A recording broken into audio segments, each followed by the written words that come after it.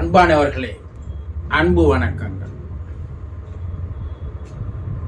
மனிதர்கள் தெரிந்து கொள்ள வேண்டிய விஷயங்கள் நிறைய இருக்கின்றன.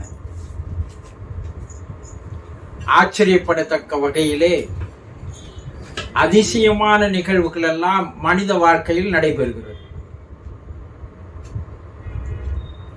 இறந்து போய்விட்டார்கள் என்று சொன்னவர்கள் மறுபடியும் உயிர் பிழைத்து வந்து வாழ்கின்ற கதைகள் நிறைய இருக்கின்றன.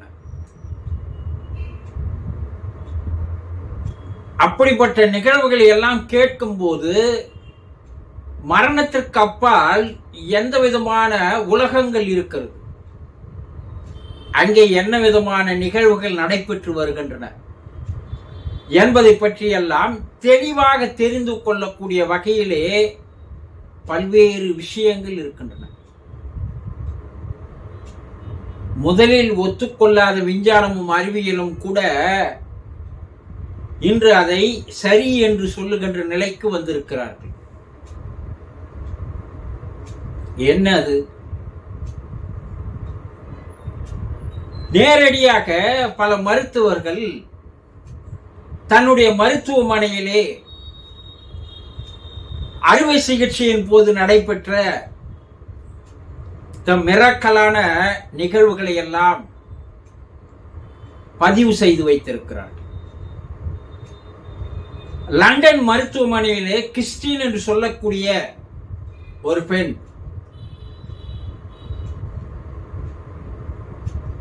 2010ஆம் ஆண்டு, கடந்த 14 ஆண்டுகளுக்கு முன்னால் பிப்ரவரி மாதம் 4ஆம் தேதி அன்று ஒரு அறுவை சிகிச்சைக்காக அனுமதிக்கப்படுகிறார். அறுவை சிகிச்சையின் போது எதிர்பாராமல் அவளுடைய உயிர் அவர்களோட உடலை விட்டு வெளியேறி விடுகிறது. மருத்துவர்கள் அவள் இறந்து விட்டதாக கருதி அவளுடைய இரத்த சம்பந்தமாக வெளியே நிற்கின்ற கணவன் மற்ற நபர்களுக்கு தெரிவித்து விடுகிறார்கள். மருத்துவர்களும் அந்த அறுவை சிகிச்சை அறையிலிருந்து வெளியேறி போய்விடுகிறார்கள்.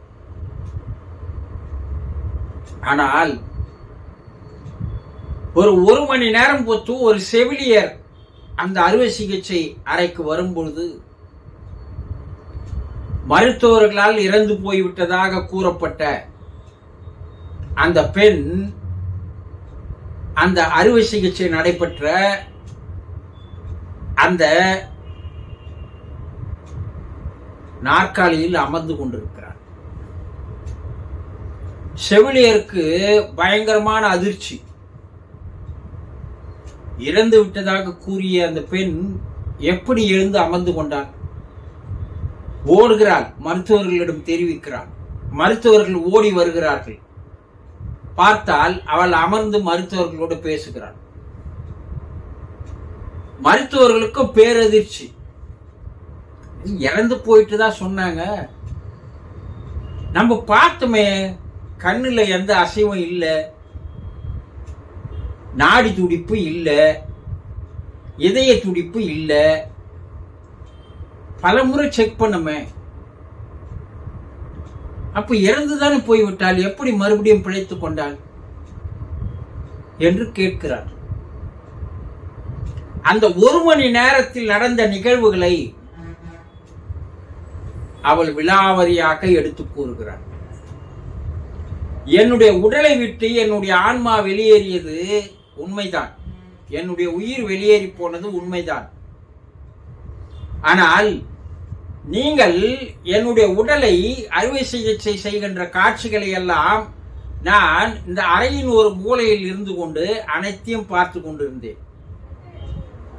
நீங்கள் என்னென்ன பேசினீர்கள், எப்படியெல்லாம் அறுவை சிகிச்சை செய்தீர்கள், பின்பு என்னை எல்லாம் சோதித்து பார்த்து நான் இறந்து விட்டதாக கூறியது என்பதையெல்லாம் விலாவரியாக கூறுகிறார். சில நிமிடங்கள் என்னுடைய ஆன்மா அந்த அறையினுடைய ஒரு மூலையில் இருந்து விட்டு திடீரென்று யாரோ இருவர், ஒளி உடலோடு இருக்கின்ற இருவர் வந்து என்னை அழைத்து செல்கிறார்கள். நான் மேல் உலகுக்கு செல்கிறேன். மேல் உலகிலே ஒரு ஒளி பொருந்திய ஒரு உருவம்,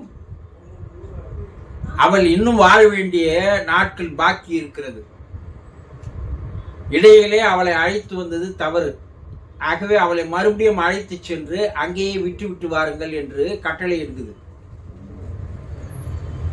அவள் மறுபடியும் அதே மருத்துவமனையில் அறுவை சிகிச்சை அறையில் கொண்டு வந்து அந்த இரு உருவங்களும் விட்டு செல்கிறது.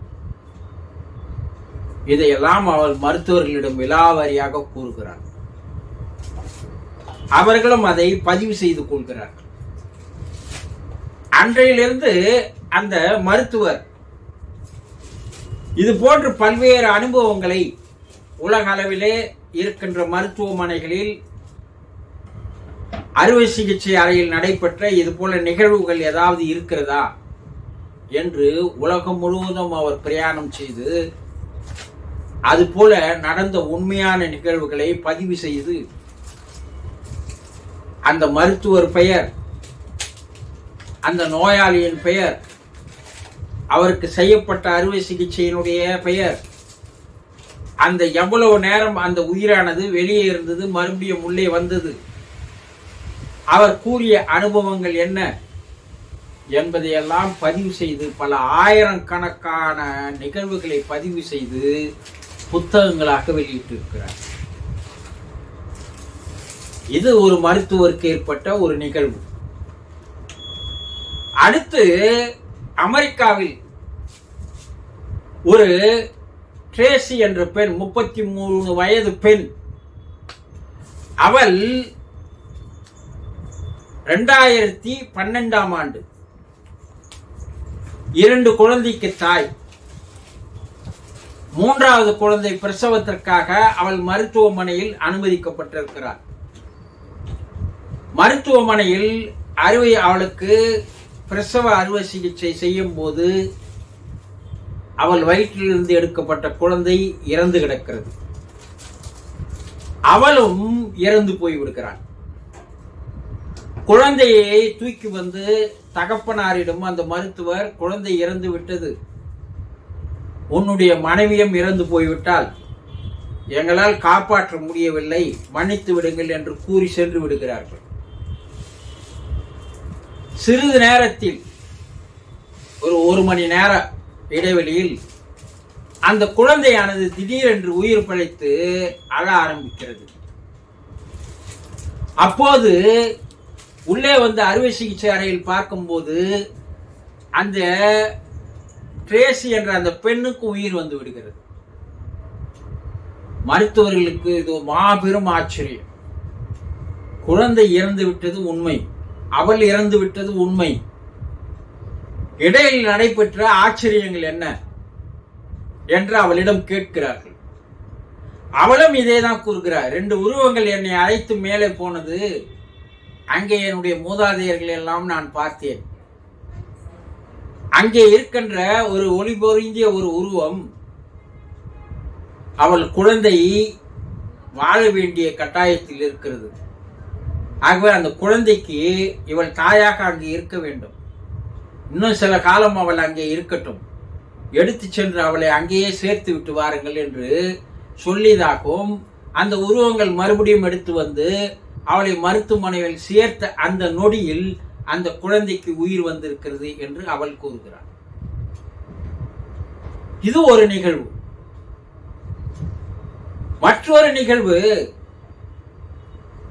அதே வருடத்தில் அதே மருத்துவமனையில்